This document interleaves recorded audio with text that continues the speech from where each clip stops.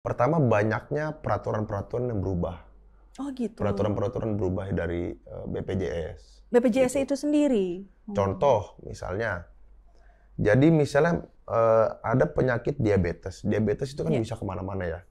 Bisa kemana-mana tuh, bisa ke jantung contoh gitu kan. Jadi kalau zaman dulu itu pasien BPJS bisa untuk mengklaim dua penyakit itu. Jadi misalnya diabetes, dia kena diabetes tapi jantungnya kena, jadi dua-duanya harus dirawat dong. Gak mungkin kalau misalnya diabetesnya doang dirawat, jantungnya nggak dirawat gitu kan. Dan sebaliknya, jantungnya dirawat, masa diabetesnya nggak dirawat, jadi nggak sembuh dong, ya kan?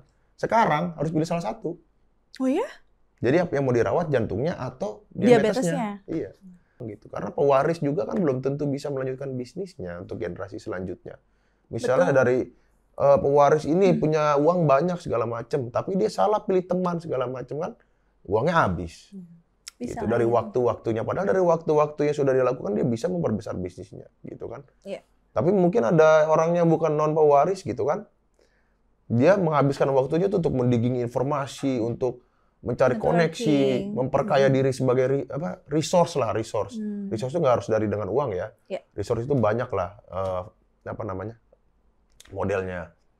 Ya itu malah bisa jadi lebih sukses dia daripada orang pewaris gitu.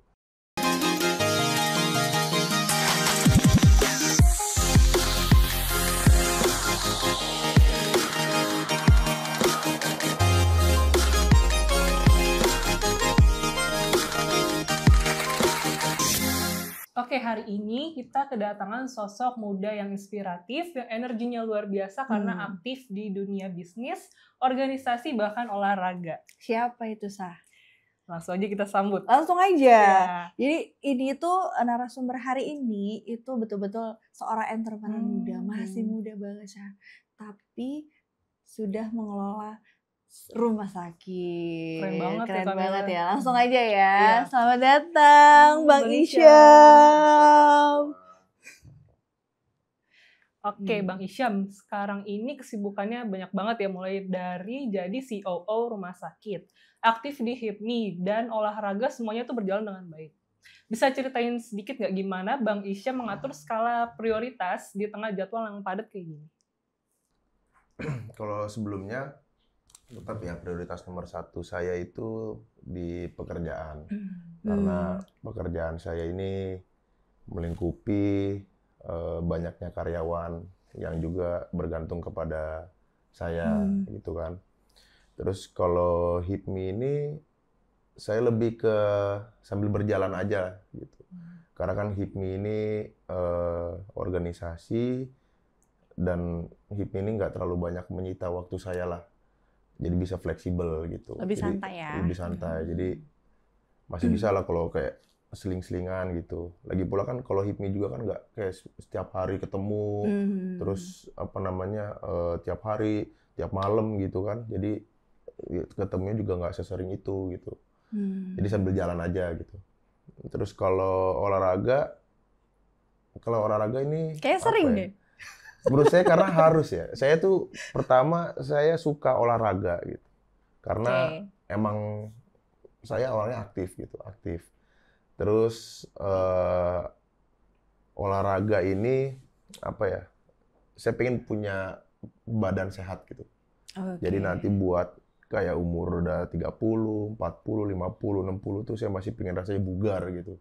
Jadi kalau dalam waktu ini kalau misalnya saya ada waktu kosong ya saya paksakan lah olahraga gitu. Jadi di-maintain ya dari usia muda gitu ya Bang Isyam ya. Jadi emang dibikinnya kan dari usia-usia sekarang dan buat nanti usia kedepannya kan.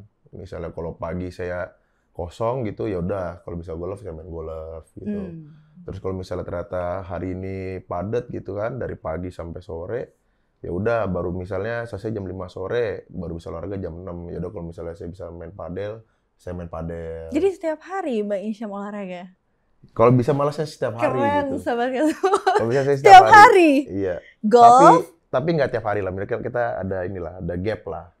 Keren sih, karena nggak semua orang itu bisa menjaga, maksudnya rutinitas olahraganya setiap hari gitu loh Bang Isyam. Bisa buat konsisten. Iya, paling kalau udah kayak burnout gitu ya, Bang Isyam bisa setiap hari berarti? Kebetulan karena saya punya teman-teman yang suka olahraga juga gitu.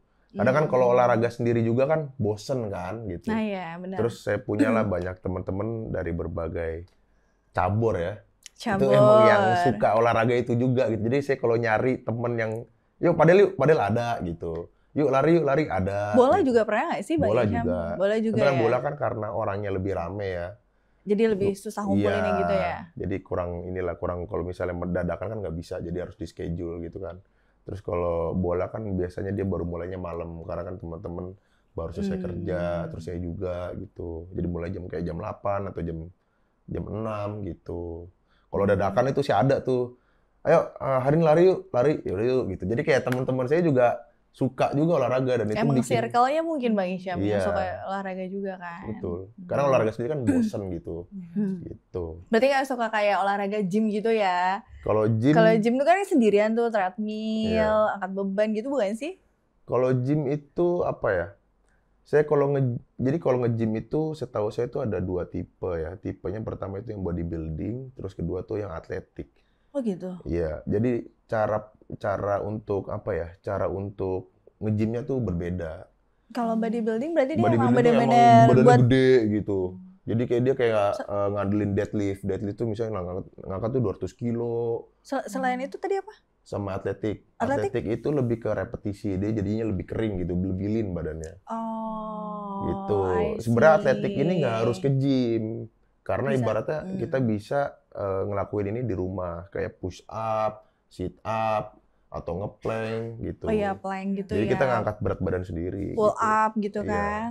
Saya nge-gym juga jarang karena bosen. Nah itu dia. Bosen. Saya lebih suka yang ada apa ya? Ada adrenalin. Ada game-nya ya. bukan Ada sih? game, ada adrenalin Sama juga. berarti. Gitu.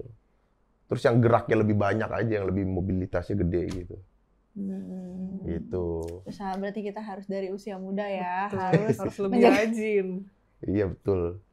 Nah ini ternyata Bang Hisham juga kan katanya tadi hobi main golf nih Bang Iya. Hisham. Nah bahkan saat ini Bang Hisham ini menjabat sebagai Ketua HGC Depok. HGC itu HIPMI Golf Depok, HIPMI Golf Golf Club Depok. Nah banyak yang mengira nih Bang Hisham kalau golf ini kan cuma olahraga elit.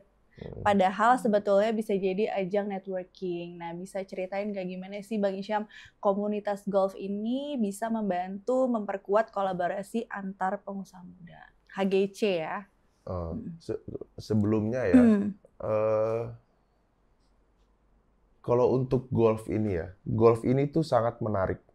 Saya ini background-nya orang yang aktif, nggak bisa diem. Dan saya emang adrenalin rush gitu. Emang suka ngejar adrenalin. Karena dulu pas 2016 saya pernah balap motor sampai Asia. Nah itu dia. Harus diceritain balap motor. Balap di sirkuit motor. bukan sih? Sirkuit. Jadi saya ke Asia, saya ke India, saya balapan di India.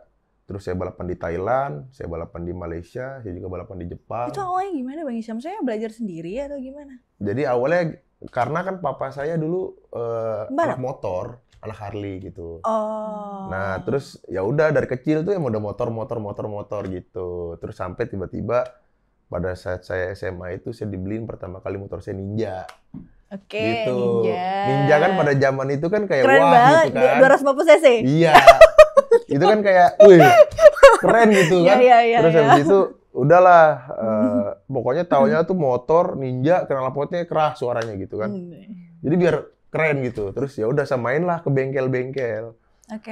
Terus saya main ke bengkel-bengkel. Terus kebetulan ada satu bengkel ini yang dia ngikut event track day gitu di Sentul. Jadi kayak fun race yang iseng-iseng lah, yang mengisinya komunitas semua. Tapi di Sentul itu? Di Sentul, Oke. Sentul gede.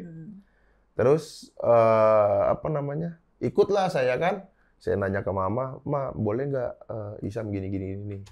Serius, emang nggak bahaya gini? Nggak, cuma iseng-iseng doang gitu kan. Sebenarnya itu bahaya bukan sih? Bahaya Iya kalau kan? buat pertama kali sebenarnya harusnya kan ikut mentoring dulu. Tapi ada coachnya. Harusnya ada. Tapi harusnya ada berarti Bang Hisham pakai coach. Enggak, Nah. saya nggak pakai. Jadi udah mental aja dulu. Ya udah terus Ya kan, mental aja dulu. Ntar jatuh gimana lihatlah nanti kan. lihat. Terus habis itu pada saat saya pertama kali ikut fun race itu saya juara 5.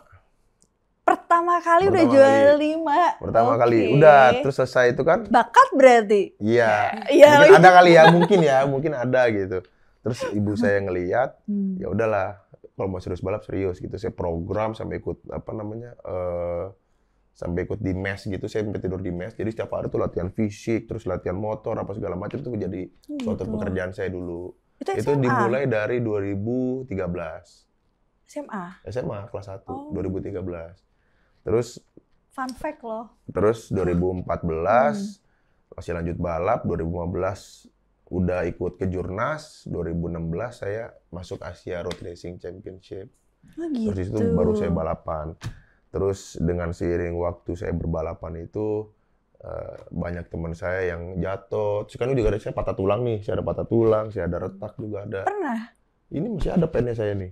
Terus ini ada juga retak, patah, terus ada retak di kaki juga. Tapi maksudnya ketika balapan kecelakaan dong itu berarti ya? Nggak trauma gitu Bang Isyam? Enggak.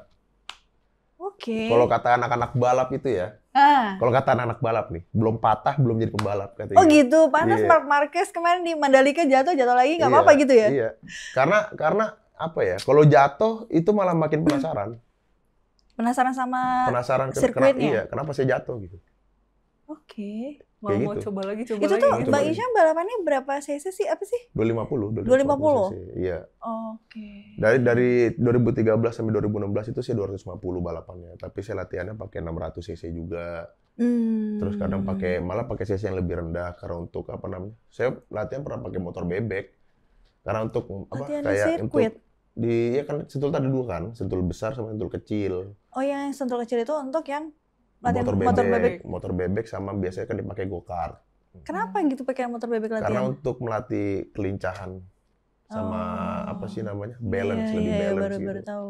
Karena kan kalau motor gede kan bawanya itu kayak jauh gitu kan, harus bisa bawa kayak langsung belok patah gitu loh. Jadi biar seimbangnya itu lebih bagus. So latihan motocross juga, latihan fisik. Terus motocross ini tuh buat apa ya? Buat ketahanan badan lah dalam beberapa, kan kalau motocross kan jalannya rusak ya, jadi nahannya tuh lebih keras gitu kan, jadi badannya lebih kuat gitu. Jatuh juga sih, naik motor bebek jatuh, naik motocross jatuh. Pertama kali saya naik motocross itu misalnya gini ya, kan ini naik terus turun gini kan, terus sini kebetulan pada saat itu udah begini, di sini belok kan nih, jadi naik turun harusnya langsung belok. Terus? Saya naik turun kesana? Jurang? Enggak, masuk ke kebun. Serius. Terus gimana? Masih hidup? Masih hidup. Masih. Terus Pingsan? Pingsan. Itu umur berapa? Itu 2015, SMA kelas 2 ya. Kelas 2. Kelas 2. Pingsan. Oh berarti 2013, sorry, saya dari SMP kelas 3. Baru ininya 2014. Baru kayak mau terjun gitu. Pas mulai pertama kali sampai kelas 3. Nah itu tadi Bang Isyam yang Asia itu tadi, Asia Road Racing Championship itu gimana tuh? Kalau apa ya, karena saya pertama kali dan saya pada saat itu masih sangat muda ya. Jadi pandangan saya itu masih kosong gitu soal balap internasional atau minimal kemarin tuh Asia kan. Terus kayak ketemu lawan-lawan dari berbagai negara itu tuh sangat sangat bikin saya ternyata dari apa yang saya lihat ternyata masih banyak ya soal ini gitu. Jadi soal balap-balap gitu ini jago-jago, yang motor juga kenceng-kenceng banget gitu. Saya ngerasa udah kenceng nih, masih lebih kenceng lagi gitu. Terus pembalapnya tuh nggak gede-gede gitu. Badannya kecil-kecil, terus pendek-pendek, kurus-kurus, kayak ringan banget ya gitu. Terus saya sampai bikin program lewat Herbalife. Jadi saya sampai minum susu tuh untuk diet. Biar jadi pagi, siang minum susu, malam juga minum susu untuk jaga berat badan gitu. Jadi pressure-nya tuh lumayan lah kalau pada saat saya balap itu. Itu berarti terakhir ya yang di Asia itu ya? Terakhir. Terus kalau lanjut ke golf ini, karena saya awalnya adrenalin, saya benci sama golf gitu. Karena menurut saya golf ini olahraga paling bosan gitu. Ya kan, dia ibaratnya kalau dibilang simple ya lu pukul bola, habis itu lu jalan ke bola, habis itu lu pukul masukin ke lubang. Udah, awalnya. Gitu. Iya. Sampai fun fact pada saat itu Ini pokoknya pas zaman COVID lah. Yeah. Apa namanya, teman saya ini, dia inilah, putus lah sama pacarnya gitu kan. Awalnya itu? Iya. Terus ngajakin golf? Ngajakin saya main golf. Saya driving tuh kan, saya driving, latihan. Hari Selasa saya driving, hari Jumatnya saya turun lapangan. Langsung turun lap? Langsung, itu pukulan hancur-hancurnya gitu. Kenapa memilih langsung turun lap? Karena nggak tahu, teman saya yang bilang gitu. Langsung aja gitu kan? Iya, yaudah nanti hari Jumat kita turun lapangan ya gitu. Itu kan kalau golf sticknya banyak, Bang Isyam tahu gitu, maksudnya ini pakai yang ini itu. Nggak tahu, jadi bener-bener. Langsung pakai ID-nya aja gitu. Iya, ya udah pakai, ya udahlah datang gitu kan. Terus apa namanya? Nggak tahu tuh, saya tanya-tanya ke dia, kalau turun lapangan gimana caranya gini. Terus habis itu bolanya gimana, terus gimana nanti uang bayar apa aja gitu. Udah pokoknya lu datang aja digituin. Lu yang penting sekarang lu ke toko, lu beli bola, udah lu ntar datang aja gitu. Datang saya kan hari Jumat itu. Saya cobain lah golf gitu. Dan golf ini apa ya? Saya kira tuh sesimpel itu, ternyata enggak gitu. Enggak sama sekali. Enggak sama sekali gitu. Karena apa ya? Dari olahraga tersimpel ini tuh ternyata banyak kerumitan di baliknya gitu. Yes. Ya kan? Karena dari sesimpel ini apa ya? Ibaratnya kalau kayak makanan gitu. Bikin bakso simple, tapi bikin bakso enak tuh susah kan? Nggak semua bisa gitu. Bener. Sama kayak golf gitu. Jadi olahraga simple ini tuh untuk memasterkannya itu malah sulit gitu. Karena margin of error-nya tuh banyak banget. Tricky banget. Iya. Kalau nggak salah, kalau golf itu olahraga kita tuh menghafal gerakan nggak sih, Bang? Dari menghafal gerakan kan? Pun itu belum tentu hasilnya belum tentu sama bagus. Terus, bener kan? Iya.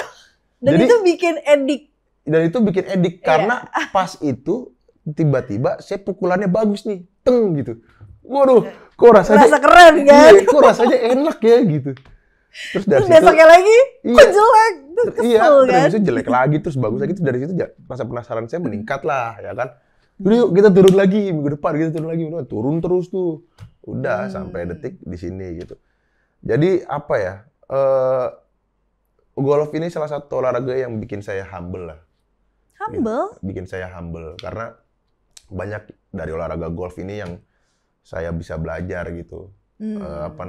Dari segi emosi, kan kita kan main golf itu berempat kan maksimal kan dalam satu flight gitu kan. Kita tuh bisa ngelihat orang curang apa enggak gitu.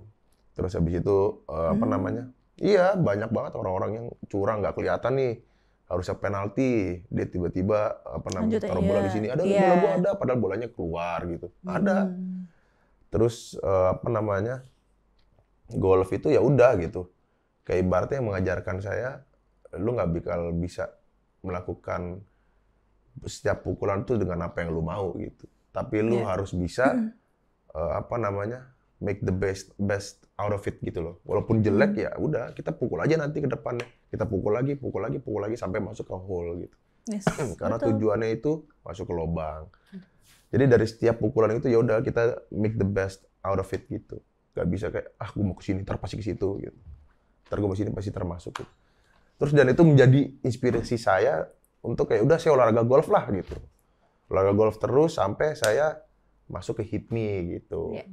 Dari masuk HIPMI ini ternyata di HIPMI ini ada HIPMI Golf Club. Ya udahlah.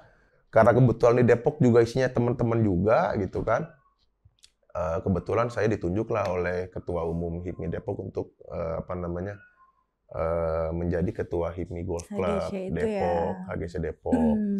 Terus ya kalau bilang olahraga elit ya, olahraga elit ini karena pertama ya, golf ini nggak murah gitu. Betul. Golf ini nggak murah. Berapa ya? Kalau outfit kan bisa inilah, bisa masing-masing lah. Tapi ya oke, harganya aja.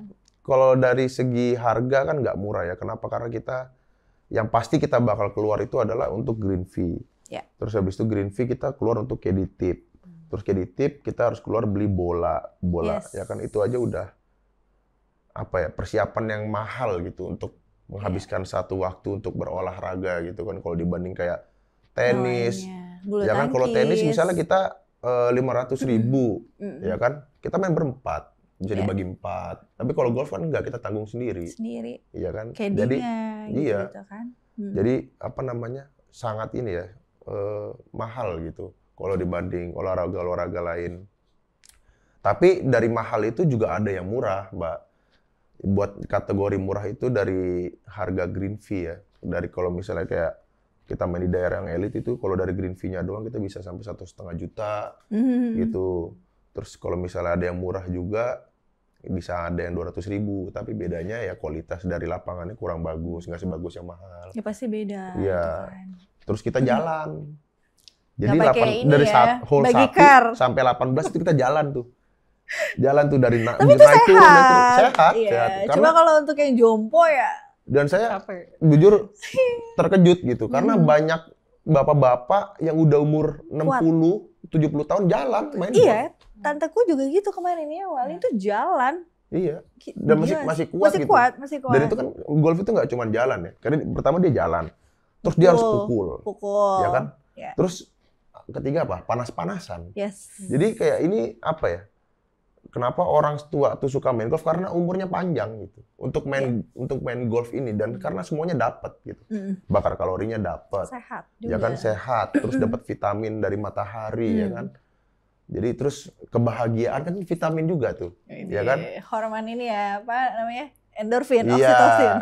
Jadi apa namanya? Kenapa orang elit itu mungkin suka main golf ya karena umurnya panjang gitu. Dan networking itu juga networking kan ya. Iyalah. Kenapa? Sebenarnya kalau untuk networking ya, networking ini nggak harus dari golf.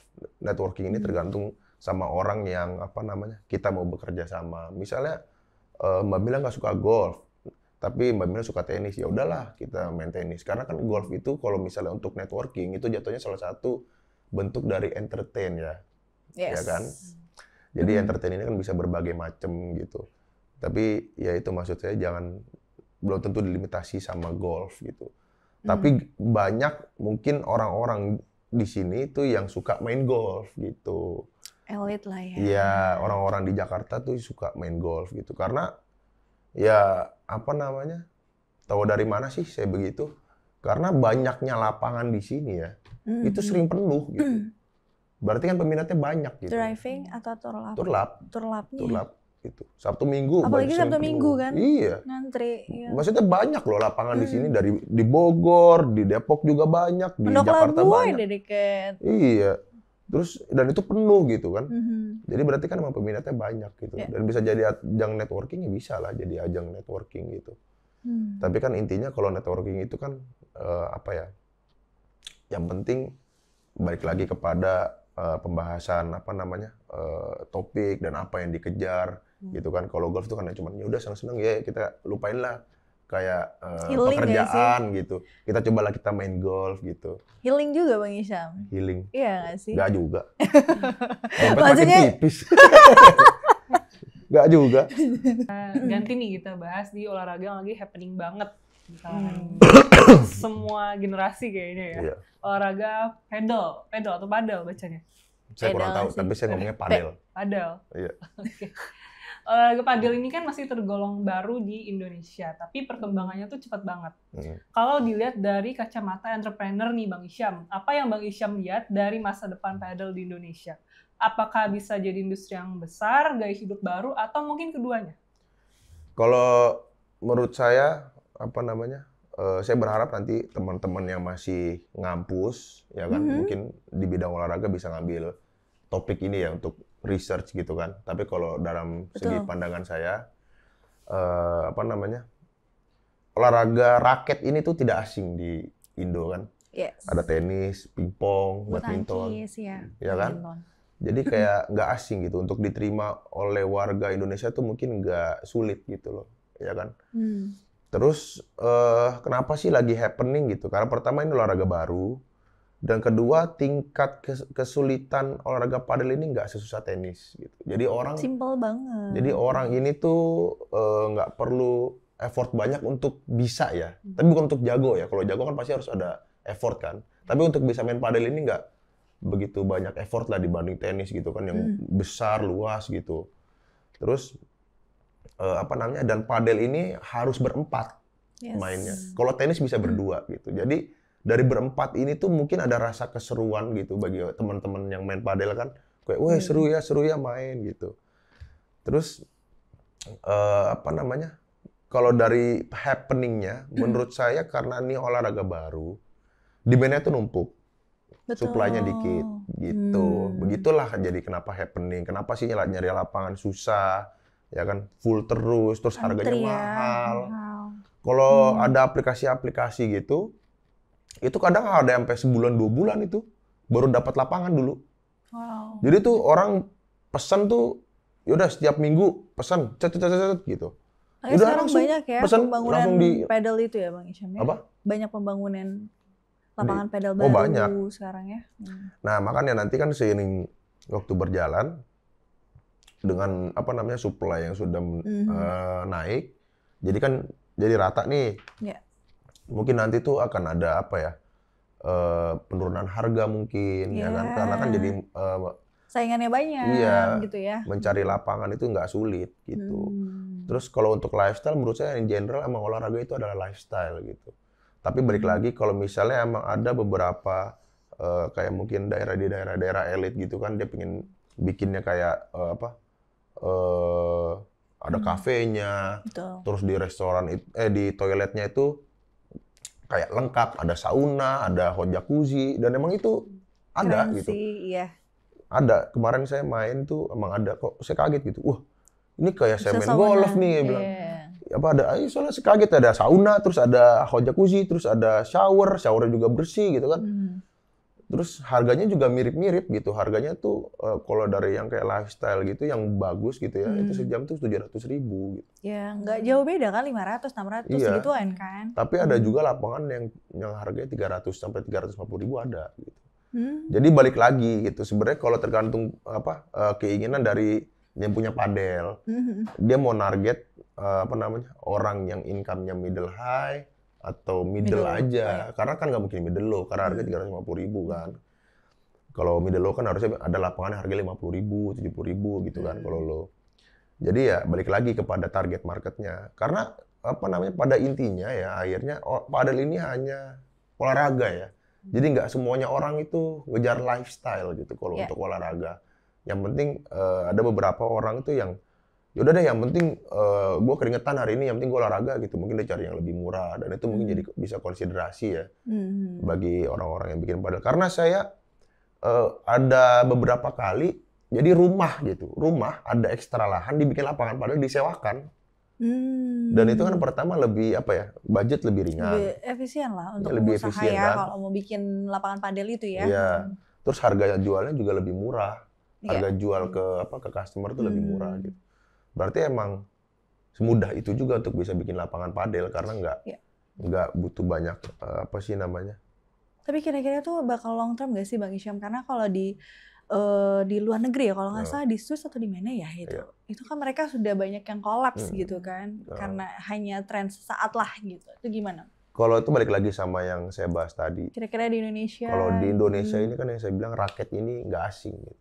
Betul. Walaupun menurut saya bakal sustain gitu, tapi mungkin nggak se-hype aja, nggak se-hype sekarang kemarin aja gitu. Jadi kayak olahraga biasa. Kayak, gitu. Jadi gitu. Kayak biasa ya, bukan tren olahraga lagi. Biasa, gitu. Jadi kayak habit aja gitu kan. Betul. Karena sekarang itu kan karena lagi happening, terus juga harga raketnya tuh mahal-mahal gitu. Yes. Ya kan? Outfit sekali lagi. Outfit ya, kalau outfit masing-masing lah. Padel tuh sebenarnya nggak perlu outfit yang bagus-bagus ya, kayak outfit dry fit aja gitu, outfit kayak olahraga, pakai baju bola juga bisa gitu. Karena ke padel ini identik, kalau misalnya kita tahu identik dengan ani-ani padel. Waduh. Kalau ani-ani padel sih jujur saya nggak tahu ya. Kok ade-ade sih? Ani-ani. Ani-ani ya. Iya, ani-ani padel saya nggak tahu. Saya nggak tahu. Saya baru main padel. Oh, baru. Jadi jangan tanya saya karena saya belum pernah menyaksikan ani-ani padel, dan saya insya Allah nggak akan menyaksikan ani-ani padel. Kita lanjut nih dengan sekarang posisi Bang Isyam sebagai komisaris utama ya yang terbaru dari Rumah Sakit Graha Permata Ibu ini. Nah, di RSGP ini Bang Isyam kan berhasil jadi rumah sakit dengan pemanfaatan antrian online BPJS tertinggi di Indonesia untuk kategori tipe C. Nah, menurut Bang Isyam, Apa kunci keberhasilan di balik pencapaian ini? Apakah sebenarnya lebih ke strategi manajemen atau misalkan ke budaya tim atau sebenarnya mindset pasien itu sebetulnya udah berubah gitu? Menurut Bang Hisham gimana? Jadi sebelumnya saya mau menjabat sebagai direktur operasional. Sekarang saya sudah menjabat jadi komisaris utama di PT PHS. Jadi PT PHS itu induknya dari RSGPI. Gitu. Tapi saya akan jelaskan sedikit sebisa saya ya. Jadi apa sih yang bikin kami berhasil? Yang pertama karena Allah ya, pertama. Terus kedua, karena tim kami ini berkomitmen keras untuk selalu mengimprove diri. Karena kan bisnis service ya. Service itu kan mengandalkan dari jasa orang-orang gitu. Jadi kita ini manajemen pertama harus kuat gitu ya kan. Harus kuat, harus solid gitu. Karena satu miskom itu bisa fatal gitu. Ya kan?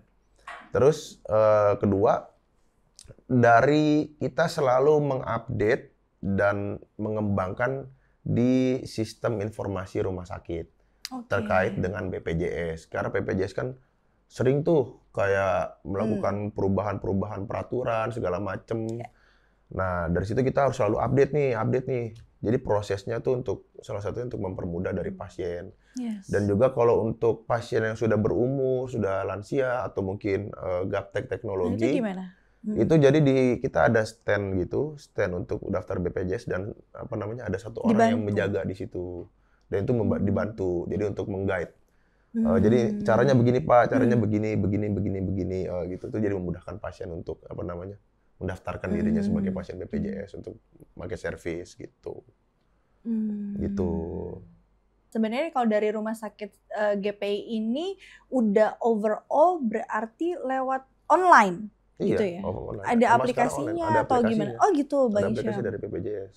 Oke, berarti lebih mudah ya sebetulnya? Lebih mudah, tapi kan nggak semua tuh orang ngerti ya mungkin ya. Karena sulit loh, kadang-kadang misalkan untuk edukasi sosialisasi itu kan juga nggak mudah ya Bang Hisham ya, untuk orang baru yang baru datang ke rumah sakit gitu. Oh ini susah banget sih ya buat orang-orang yang gaptek itu kan. Iya betul. Oke, ya. Berarti sebetulnya memang dari budaya tim itu sendiri ya. Betul. Bang Hisham buat SDM-nya gitu ya, SDM-nya tuh harus kuat. Services-nya. Dan dari zaman kan makin lama makin ke teknologi tuh. Ya kan, itu harus bisa mengadaptasi dengan zaman itu. Jadi lagi teknologi naik ya udah harus training gitu. Gitu.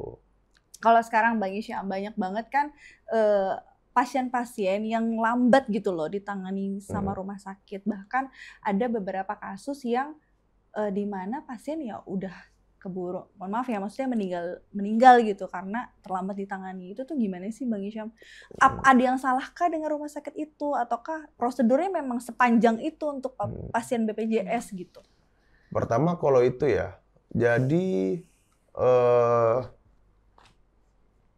pertama banyaknya peraturan-peraturan yang berubah. Oh gitu. Peraturan-peraturan berubah dari BPJS. BPJS gitu. Itu sendiri. Contoh misalnya. Jadi misalnya ada penyakit diabetes. Diabetes itu kan bisa kemana-mana ya. Bisa kemana-mana tuh, bisa ke jantung contoh gitu kan. Jadi kalau zaman dulu itu pasien BPJS bisa untuk mengklaim dua penyakit itu. Jadi misalnya diabetes, dia kena diabetes tapi jantungnya kena. Jadi dua-duanya harus dirawat dong. Gak mungkin kalau misalnya diabetesnya doang dirawat, jantungnya nggak dirawat gitu kan. Dan sebaliknya jantungnya dirawat, masa diabetesnya nggak dirawat jadi nggak sembuh dong. Ya kan? Sekarang harus pilih salah satu. Oh ya? Jadi yang mau dirawat jantungnya atau diabetesnya. Iya. Jadi. Dan itu maksudnya perubahannya baru? Baru. Terus kedua dan informasi-informasi itu mungkin nggak tersosialisasikan dengan baik ya. Betul itu. Dengan baik karena hanya beberapa metode-metode yang dilakukan untuk sosialisasi mungkin masih dikit ya, kayak dari medsos gitu. Nah, itu. Mungkin dari orang-orang ini tuh cuman bisa lihat dari halaman official atau mungkin ada halaman-halaman yang update terkait dengan informasi pemerintahan atau kesehatan gitu. Jadi itu sangat terlimitasikan. Terus kenapa sih suka lama ditangani biasanya itu karena over capacity. Dari rumah sakit itu Dari sendiri? Rumah sakit itu sendiri. Karena kan ada mungkin rumah sakit yang full BPJS atau mungkin ada rumah sakit yang emang yaudah BPJS segini, terus umumnya ada kuotanya sekian. gitu iya, ya? gitu. Jadi kan ada karena BPJS itu ada kelas-kelasnya gitu. Iya. Ya kan? Terus habis itu ya udah misalnya satu rumah sakit isinya 150 kasur gitu. Pasiennya tiba-tiba datang 200. Berarti kan ya gimana? Mau rumah sakit kan nggak mampu untuk menangani ya. Mau tidur di mana gitu. Ya kan? Nah itu makanya banyak yang terjadi seperti banyak yang itu terjadi, ya Bang Isyam, jadi ya? banyak faktor. Kalau boleh tahu nih, apa tantangan terbesar bagi Bang Isyam dalam menghadapi memimpin rumah sakit gitu, ngurusin rumah sakit ini? Dan apa sih keputusan tersulit yang pernah Bang Isyam ambil selama memimpin? Jadi tantangan terbesar kita ya, itu adalah komplain. Kenapa? Karena pertama ya rumah sakit itu sangat kompleks, bisnisnya sangat kompleks gitu. Terus ya apa ya? Dengan operasional rumah sakit ini tuh apa aja bisa jadi komplain gitu. Oh ya? Iya, dokter telat orang komplain. Terus Oh, kasur kotor komplain. Makanan aja yang kan sebenarnya kalau rumah sakit itu kan makanannya emang nggak enak ya, kayak hambar rasanya gitu kan. hambar. Iya, karena kan nggak boleh banyak gula, garam, terus ya kan harus diatur biar nggak terlalu berlebihan dari bahan-bahan yang bisa menyebabkan penyakit-penyakit lain kan. Bisa kolesterol tinggi tiba-tiba atau apa kan. Masa iya dikasih makan kolesterol juga? Enggak dong. Nah itu bisa jadi komplain juga dan itu tantangan terbesar kami gitu. Dan yang paling penting kami ini berkomitmen terus gitu. Untuk selalu bisa memberikan servis terbaik gitu. Walaupun ya mungkin harapan orang kan kadang terlalu tinggi ya, banget betul. Gitu. Mungkin ada mungkin beberapa yang dimana kadang kita belum bisa gitu untuk memberikan servis sesuai harapan dia atau apa gitu. Tapi kami selalu memperbaiki diri lah untuk memberikan servis terbaik gitu buat pasien-pasien kami. Lalu kalau untuk keputusan terbesar, sebenarnya terbesar banget itu adalah untuk memutus kerja karyawan. Karena karyawan di GPI ini itu banyak yang nggak cuman kayak setahun, 3 tahun, 4 tahun, 5 tahun gitu. Bahkan dari GPI dibuka aja 2005 sampai sekarang tuh masih ada. Loyal ya, masih loyal gitu. Jadi sangat berat gitu untuk memutus kerjakan orang-orang ini yang udah lama gitu. Betul banget. Ya kan? Soalnya kadang dari seiring waktu kan kebijakan manajemen apa segala kan berkembang terus ya gitu. Terus mungkin emang ada beberapa orang ini yang nggak mau atau nggak bisa untuk berkembang, untuk mengupgrade dirinya gitu. Yang terjadi mereka ini tidak selesai dalam mengerjakan tugas-tugasnya gitu. Sedangkan kalau rumah sakit kan pertama kompleks ya. Yeah. Dan ini bisnis service. Jadi kalau emang ada hal yang belum tugas yang belum diselesaikan itu kayak udah terantarin gitu kan berat gitu ya. Jadi kayak kita ya mau nggak mau gitu. Iya benar. Dan itu sangat berat gitu. Itu berat banget gitu. Ya memang sebenarnya kalau untuk melay-off karyawan itu hal yang terberat sih untuk semua pengusaha ya bagi Syam. Betul kan? Betul. Apalagi zaman sekarang kan nggak mudah untuk mengoperate sebuah usaha ya. Betul. Pastinya ya kadang keputusan itu adalah keputusan yang terbaik untuk perusahaan, ya memang bukan terbaik untuk karyawan gitu. Tapi kan mau nggak mau ya Bang Isyam ya. Mau nggak mau. Gitu. Karena balik lagi kan kita harus bisa memberikan yang terbaik buat customer gitu. Betul. Kan, buat pasien di sini kan. Ya. Dan kita harus tetap harus kuat gitu internal itu untuk memberikan hal itu. Dan kalau misalnya ada celah di internal kan jadi berat gitu kan. Yes. Jadi kita harus selalu bagus lah gitu. Walaupun kadang kita nggak bagus tapi kita harus memberikan service terbaik. Gitu ya. Perform betul bahasanya. Mungkin kita sekarang geser ke organisasi gitu. Bang Isyam, HIPMI ini kan dikenal sebagai wadah kolaborasi para pengusaha muda. Dari pengalaman Bang Isyam sendiri ini, bagaimana cara menjaga agar kolaborasi di HIPMI bukan cuma sebatas seremonial, tapi benar-benar berdampak bagi bisnis anggotanya gitu. Sekarang ke HIPMI ya, wadah kolaborasi. HIPMI ini artinya kan himpunan pengusaha muda Indonesia. Gitu. Jadi isinya pengusaha semua. Gitu. Jadi dari berteman dengan pengusaha lain itu sebenarnya udah jadi peluang untuk kolaborasi gitu. Apalagi kalau HIPMI ini emang sudah seharusnya dekat dengan pemerintah kota atau pemerintah daerah gitu. Seperti kayak kemarin kita dari Depok ini kerjasama dengan Kota Blitar, yang dimana didampingi oleh Wali Kota Blitar dan juga didampingi oleh dari Kadisdagin Depok gitu. Jadi banyak peluang-peluang tuh yang bisa diambil gitu. Pertama dari koneksi, terus dari program daerah juga bisa diambil. Jadi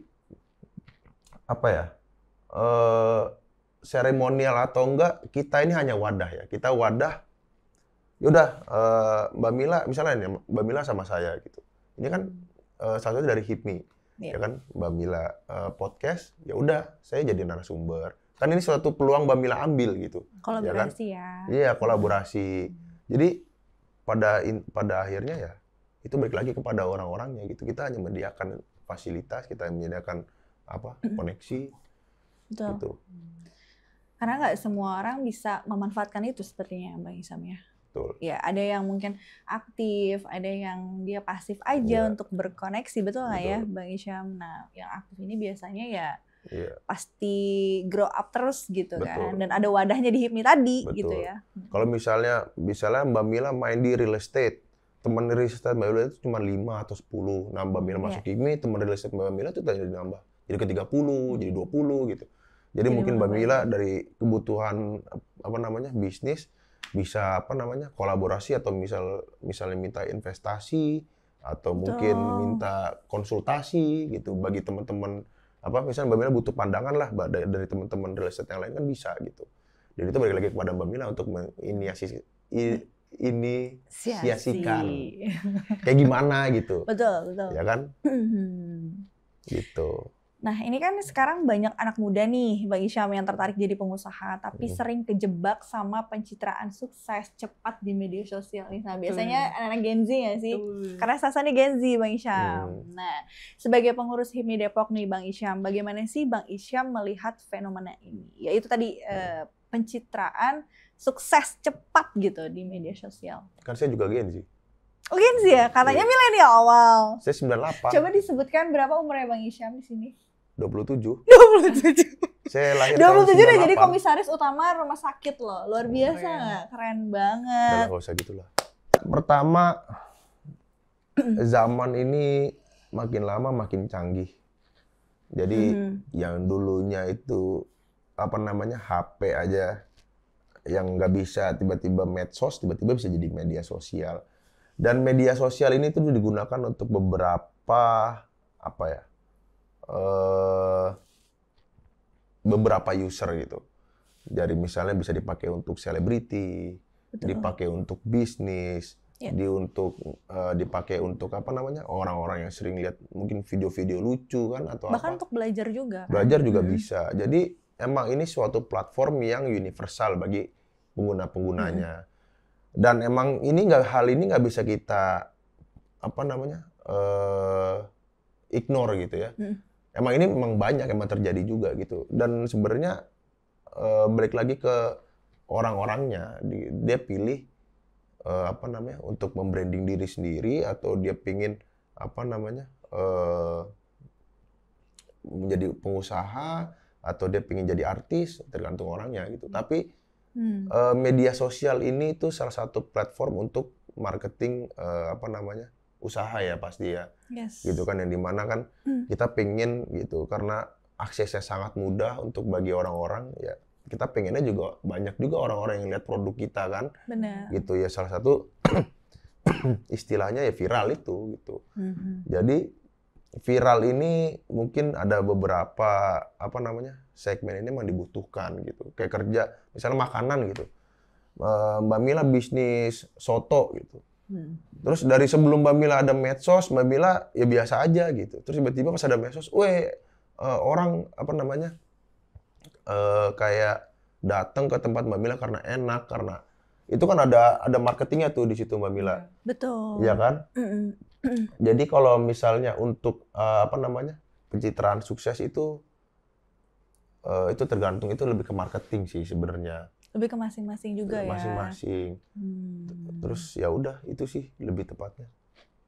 Oke, ya karena memang sekarang tuh banyak sebenarnya gini Bang Isyam, banyak tuh Gen Z yang berpikir enak nih kalau misalnya kita viral, kita cepat menghasilkan uang dibanding pengusaha yang benar-benar konvensional gitu. Maksudnya ya dari bawah, dia nggak viral-viral amat secara pribadi, tapi ya dia udahlah kita merintis usaha dari bawah gitu. Nah, kebanyakan anak muda tuh maunya viral gitu Bang Isyam. Itu sih sebetulnya. Sebenarnya kalau anak muda viral itu tergantung step ya.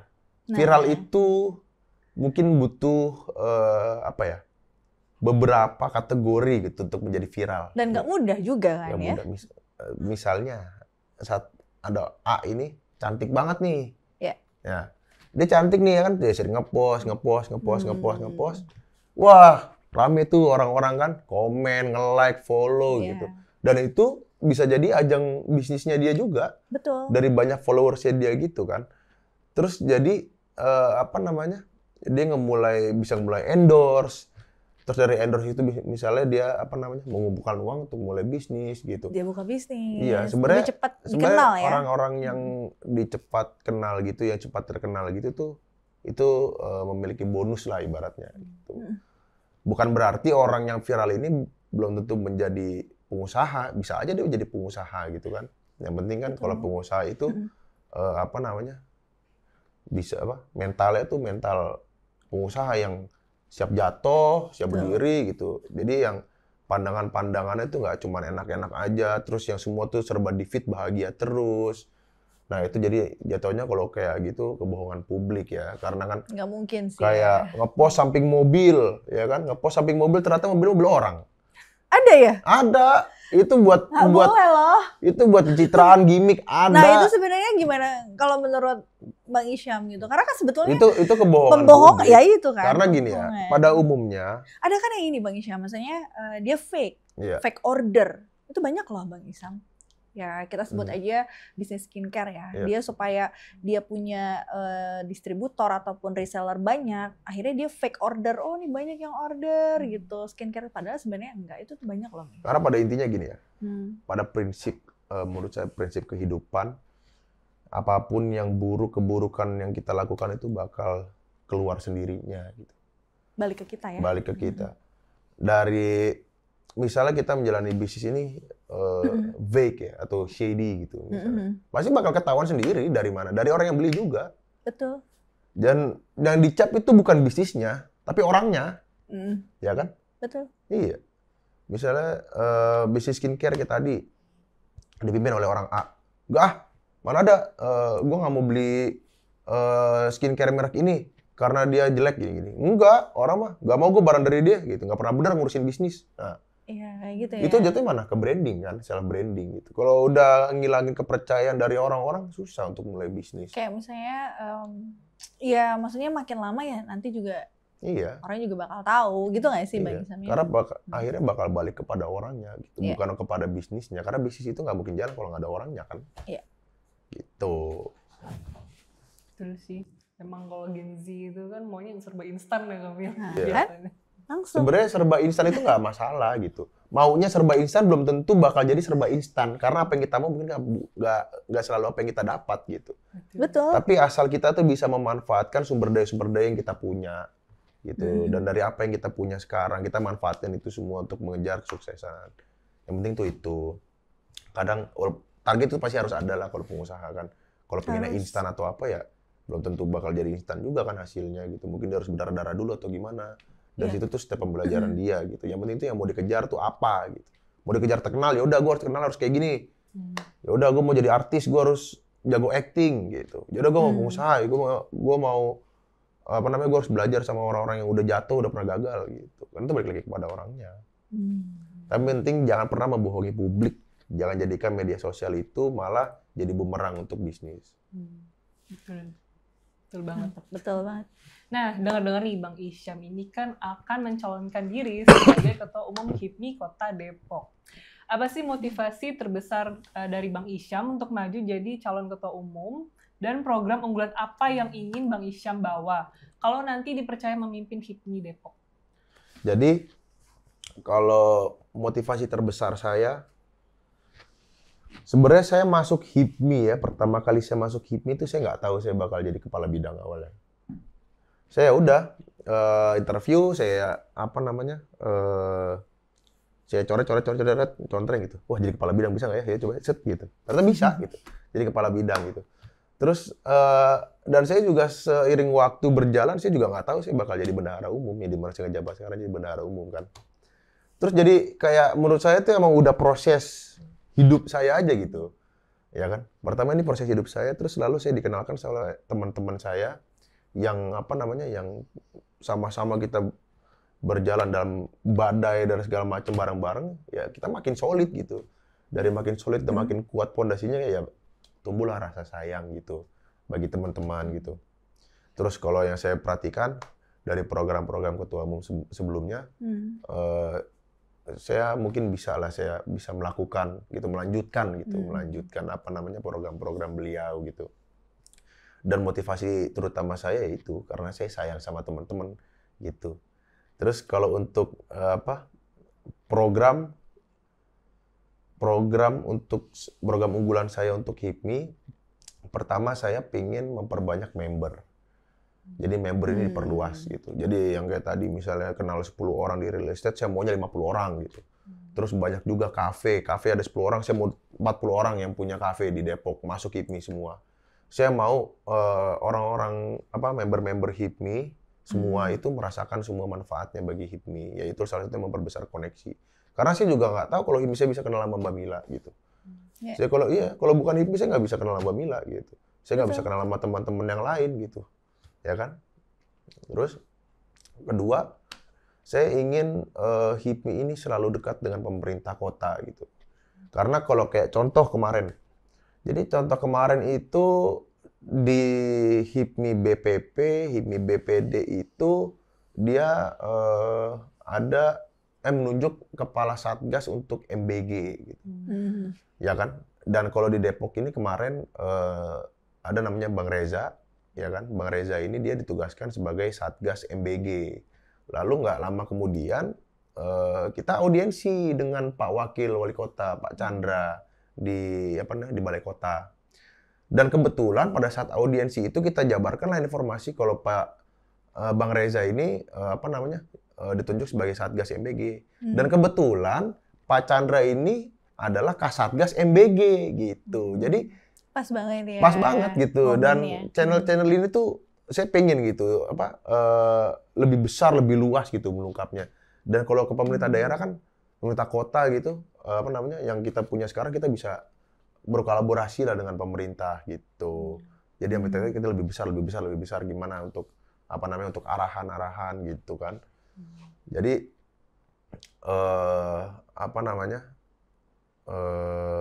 sangat dibutuhkan itu untuk dekat sama pemerintah kota gitu. Terus selanjutnya yang pasti menjalin erat dengan HIPMI lain, HIPMI BPD, HIPMI BPC, BPP gitu. Dan memfollow up relationship di antara HIPMI ini gitu. Terus kalau program khusus saya sebenarnya saya pingin lakukan itu, saya pingin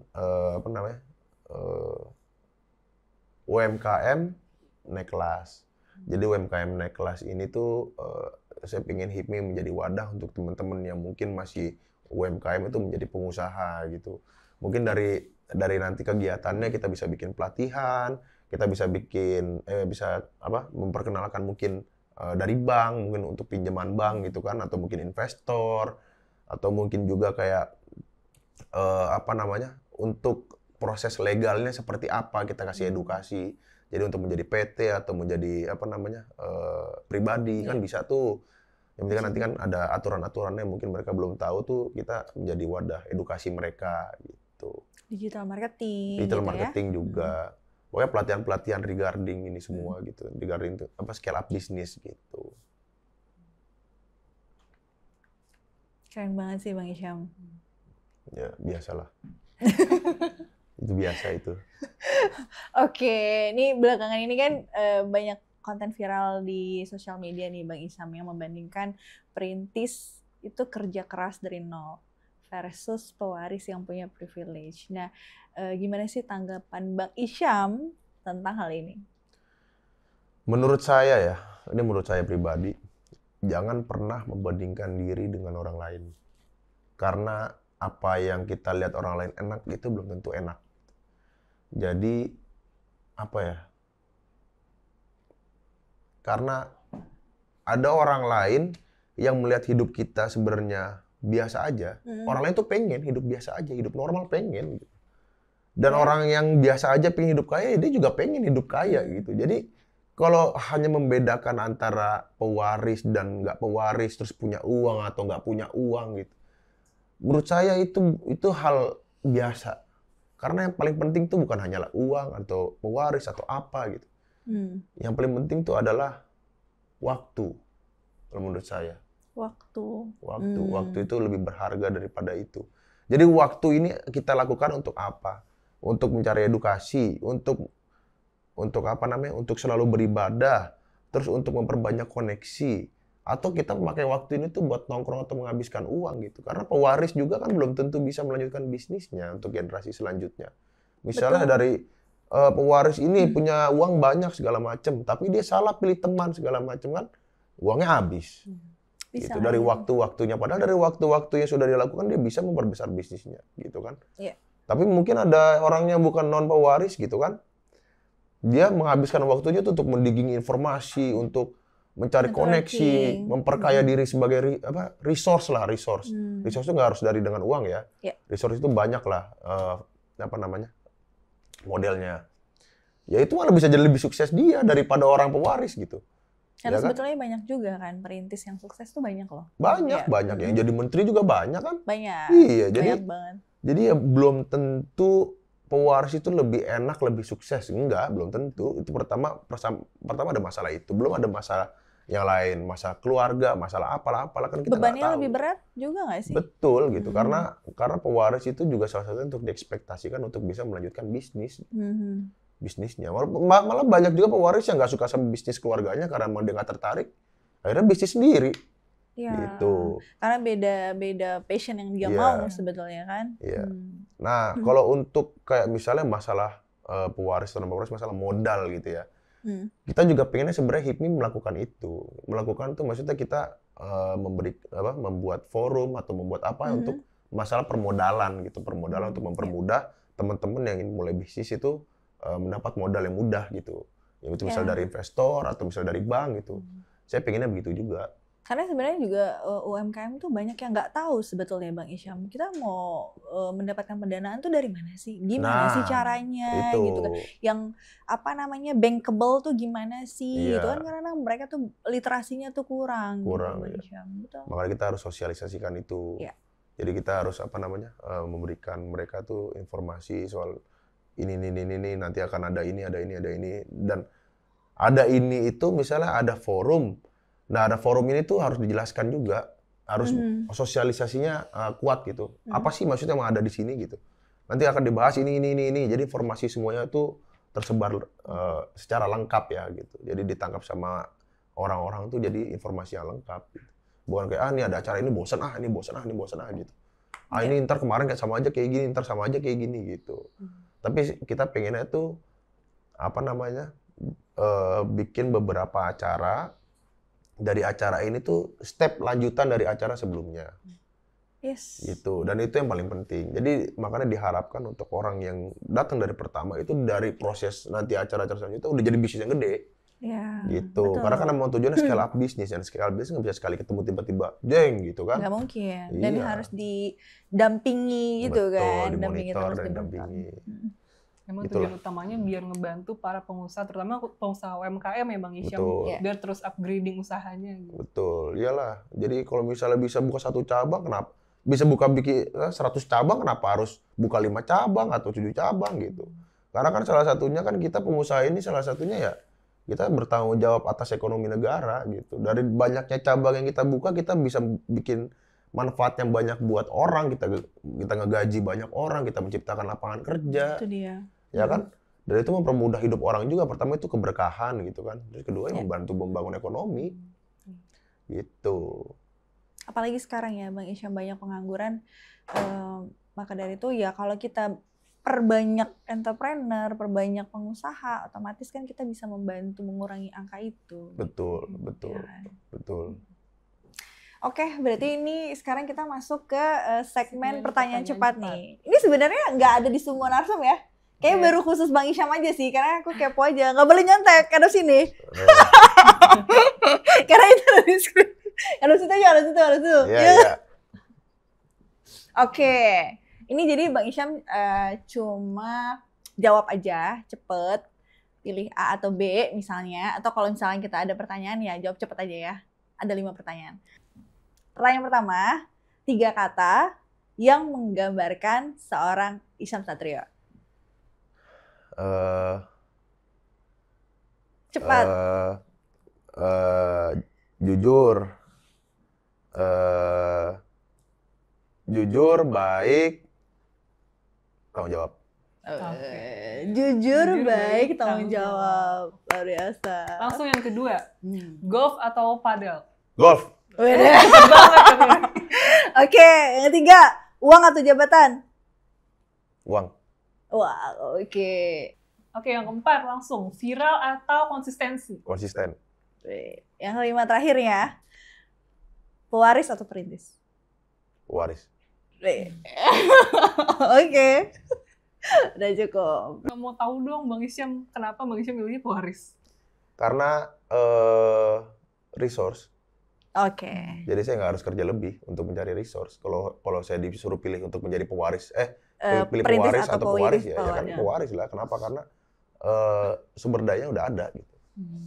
Dan bisa dikembangkan lagi dan bahkan mungkin bisa membantu lebih banyak lagi teman-teman yang mungkin masih merintis, betul nggak? Dan juga mungkin nggak perlu terlalu banting tulang dari nol gitu ya. Tapi itu bisa jadi jebakan juga sih sebenarnya. Karena ujian manusia itu nggak cuma lagi dia susah, tapi ujian manusia itu pas dia punya segalanya. Betul. Itu bisa jadi Karena sebenarnya kalau aku ya Bang Isyam, setuju sih, maksudnya gini, Bang Isyam sebagai pewaris gitu kan. Ketika Bang Isyam mencalonkan tadi kan menjadi caketum dari HIPMI Depok. Yang dimana harapannya adalah dengan Bang Isyam menjadi ketua umum HIPMI Depok, Bang Isyam itu dengan research yang Bang Isyam punya, Bang Isyam membantu pengusaha-pengusaha yang ada di HIPMI Depok. Betul? Gitu ya. Jadi memang pas sih kalau Bang Isyam memilih pewaris. Oke, mungkin menarik banget ya Kamila percakapan kali ini sama Bang Isyam. Nah terakhir nih sebelum kita tutup, apa pesan Bang Isyam khususnya buat anak muda di luar sana yang ingin mulai berbisnis atau aktif di organisasi tapi masih ragu karena takut gagal atau takut merasa belum siap gitu Bang Isyam? Kalau menurut saya ya, ini paling penting buat anak muda. Pertama adalah disiplin over motivation. Motivasi itu kadang nggak selalu didapat. Misalnya nge-gym, seminggu 3 kali. Jadwal, disiplin 3 kali seminggu gitu. 3 kali seminggu ya. Pasti dari sebulan jadi badan minimal gitu. Daripada nyari motivasi, kadang 3 kali seminggu, bisa minggu depannya 2 kali, bisa sekali. Kalau nunggu motivasi gitu. Jadi lakukan ini karena emang kalian ini orang yang bertanggung jawab sama diri kalian.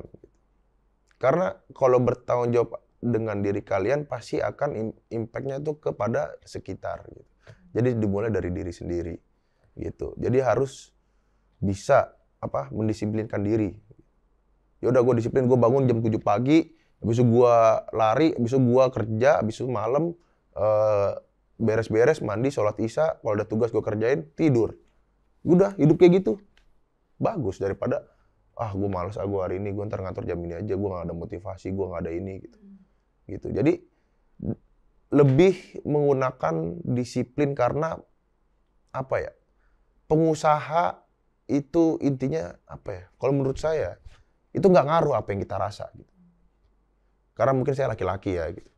Jadi kalau saya rasa sedih, saya rasa bahagia itu nggak penting menurut saya gitu. Karena yang paling penting adalah saya bertanggung jawab gitu. Karena dari tanggung jawab disiplin itu, walaupun saya sedih saya tetap melakukan itu gitu. Walaupun saya senang saya juga melakukan itu gitu. Dan itu yang membuat hasil gitu. Daripada kayak gue lagi sedih banget nih, gue lagi males gini, gue nggak ada motivasi.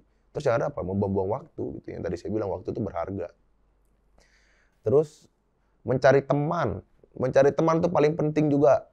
Kenapa? Karena kalau temennya biasanya cuma nongkrong, dugem, ngerokok, main game, ya udah gitu. Karena apa? Orang-orang terdekat kita yang kita habiskan waktu kita bersamanya itu adalah salah satu cerminan dari kita gitu. Mana mau orang yang nyari duit temenan sama orang yang kerjanya ngabisin duit gitu. Yang ada malah yang ngabisin duit minjem duit ntar ke orang yang nyari duit, ya kan? Iya. Jadi ya harus pintar cari teman karena apa ya? Itu hal-hal yang mungkin enggak orang temen gue biasa aja ini biasa aja gitu. Tapi kan apa yang kita rasa itu belum tentu sesuai gitu. Kita kan orang lain yang ngelihat gitu, ya kan? Terus yang penting juga tuh buat anak-anak muda apa ya bahasanya ya? 1000 teman itu lebih dikit daripada 1 musuh gitu. Kalau bisa tuh semua orang itu kita rangkul gitu. Karena kita nggak tahu kapan kita memakai jasa dia nanti buat kedepannya di hidup kita gitu. Walaupun kayak saya akan kayak enggak orang dia zolimi saya, orang dia zolimi gua, dia fitnah gua, dia ini apa ya, kalau bisa memaafkan dimaafkan gitu.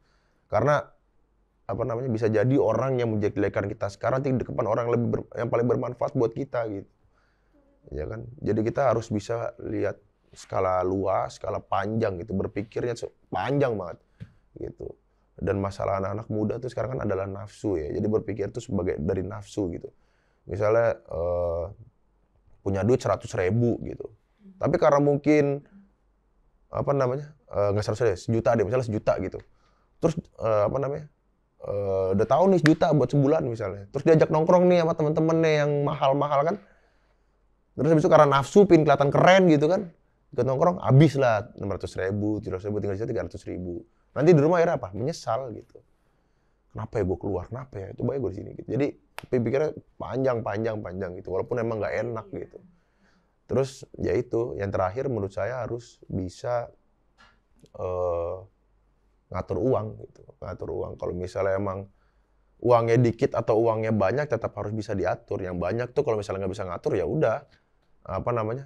Carilah orang yang lebih bertanggung jawab misalnya daripada diri kita gitu. Misalnya orang tua kita, ibu kita atau apa papa gitu. Misalnya jatahnya duit misalnya sebulan 1 juta. Ya udah deh misalnya dengan metode bayar ya biar nggak langsung habis. Ya udah Pak, dari 1 juta ini aku maunya bayarnya per hari aja gitu. Gitu kan. Misalnya per hari berapa, terus habis itu dari seminggu, bayar per minggu aja, jadi per minggu segini, ntar gini. Jadi nggak langsung kayak 1 juta langsung buat di awal gitu. Jadi harus pinter ngolah itu. Terus ya udah kalau misalnya buat anak muda yang penting sih itu aja sih gitu. Karena itu semua apa namanya salah satu yang mengikat gitu untuk kesuksesan dari pribadi itu sendiri. Disiplin itu ya. Disiplin. Dan tadi saya tampilin kalau buat yang orang nggak ada apa, yang misalnya uangnya pas-pasan gitu, ya harus bisa hidup dari uang itu. Malah kalau orang apa namanya, orang yang pas-pasan dia bisa hidup, berarti dia pernah serendah-rendahnya hidup tuh. Biasanya kalau segelap-gelapnya, apa namanya, segelap-gelapnya ruangan, itu ada senter di kita itu terang banget rasanya tuh, ya kan? Jadi ibaratnya kita harus selalu bersyukur aja. Selalu bersyukur dan manfaatin apa yang kita punya. Sebaik-baiknya ya. Sebaik-baiknya dan sebagus-bagusnya. Bener. Berlengkap banget ya Kak Mila. Mulai dari dunia kesehatan, dari bisnis, organisasi, sampai olahraga tuh semuanya saling nyambung dan inspiratif banget dari satu paket ya. Betul. Ya. Setuju banget sih. Jadi salut banget nih gimana Bang Isyam bisa jadi contoh anak muda yang aktif tapi juga tetap punya arah dan visi yang jelas. Jadi terima kasih banyak nih Bang Isyam Satrio. Ini susah loh ngundangnya. Ini 3 kali baru mau diundang. Buat kamu yang mau ngikutin kegiatan dan pemikiran dari Bang Isyam, langsung aja cek Instagramnya di @isyamsatrio di bawah ini, di sini, di mana? @isyamsatrio gitu ya. Dan jangan juga lupa follow @kasito_official serta subscribe YouTube kita nih guys, biar gak ketinggalan episode berikutnya. Oke, sampai jumpa di episode selanjutnya. Terima kasih, bye.